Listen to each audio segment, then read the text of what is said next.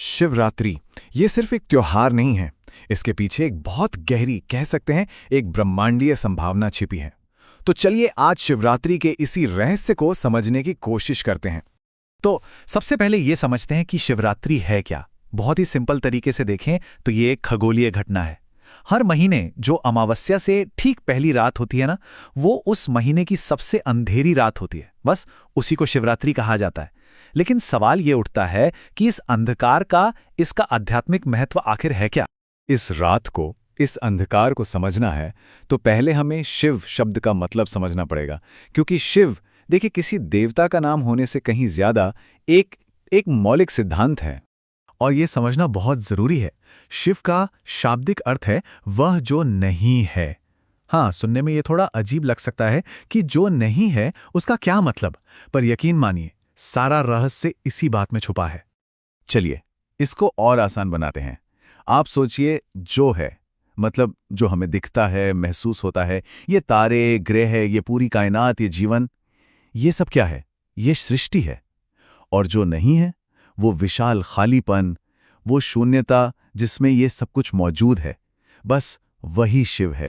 कभी रात में आसमान को ध्यान से देखिएगा, हमें अरबों तारे चमकते हुए दिखते हैं, है ना?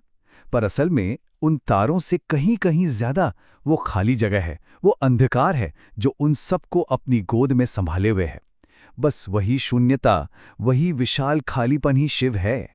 और यहां पर एक बहुत ही कमाल की बात है, जिस चीज को हजारों सालों से हमारी आध्यात्मिक परंपरा में अंधकार या शिव कहा गया, आज की मॉडर्न साइंस उसी को डार्क एनर्जी कह रही है।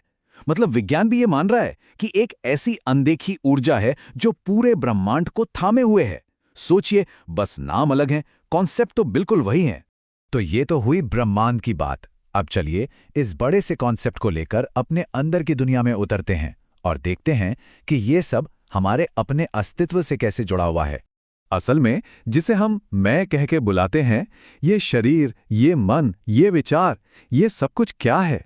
ये बस 5 मूल तत्वों की एक शरारत है, एक खेल है। और मजे की बात यह है कि जिन तत्वों से पूरा ब्रह्मांड बना है, उन्हीं से हम भी बने हैं। और ये 5 तत्व कौन से हैं? पृथ्वी, जल, अग्नि, वायु और आकाश। इन्हीं को पंचभूत कहा गया है।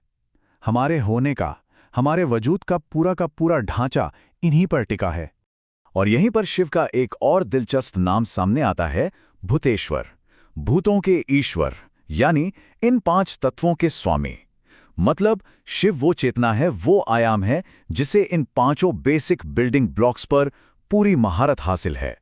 अब देखिए, किसी भी इंसान के अंदर ये 5 तत्व कितने तालमेल में हैं, कितने अच्छे से जुड़े हुए हैं, यही बात उसके बारे में लगभग सब कुछ तय कर देती है। उसकी सेहत कैसी होगी, उसका मन कैसा रहेगा और उसकी आध्यात्मिक तरक्की की कितनी संभावना है। तो ठीक है, हमने शिव को समझा, पंचभूतों को समझा। अब इन सारी बातों को वापस शिवरात्रि की उस खास रात से जोड़कर देखते हैं। तो सवाल फिर वही है, हर महीने शिवरात्रि आती है, पर जो महाशिवरात्रि की रात है, उसमें ऐसा क्या अलग है, क्या खास है उस एक रात में? कहते हैं कि इस खास रात को पृथ्वी की स्थिति कुछ ऐसी होती है कि इंसान के शरीर में जो ऊर्जा है वो अपने आप ऊपर की तरफ चढ़ती है। आप इसे एक कुदरती आध्यात्मिक लहर की तरह समझ सकते हैं, और जो साधक हैं वो इस लहर का पूरा फायदा उठाना जानते हैं। इसकी एक बहुत सुंदर मिसाल है पार्वती की कहानी। उन्होंने शिव को पाने के लिए हजारों साल तक तपस्या की। ये कहानी बस एक प्रतीक है, ये बताने के लिए कि कुदरत से मिलने वाली इस ऊर्जा का फायदा उठाने के लिए भी उतने ही धैर्य और समर्पण की जरूरत होती है। और जब कोई अपने अंदर के इन 5 तत्वों पर काम करना सीख लेता है, उन्हें साधना सीख लेता है, तो फिर अच्छी सेहत, मन की शांति और दुनिया में सफलता, ये सब चीजें स्वाभाविक रूप से आने लगती हैं। ये बिल्कुल वैसा ही है जैसे अपनी नींव को मजबूत कर लेना। तो आखिर में विचार ये है कि क्यों ना अपने जीवन को ही ऐसा बना लिया जाए कि हमारा होना ही, हमारा हर पल, हर सांस इन 5 तत्वों के प्रति एक आराधना बन जाए। मतलब जब हम खाएं, पानी पिएं या सांस लें तो पूरे होश के साथ लें। असल में यही तो असली साधना है। तो आज की ये सारी बातचीत हमें एक गहरे सवाल के साथ छोड़ जाती है। इस जानकारी के बाद कोई भी इंसान अपने अंदर मौजूद इन 5 मौलिक शक्तियों के साथ अपने रिश्ते को कैसे बेहतर बना सकता है, उसे और कैसे साध सकता है, ये सोचने वाली बात है।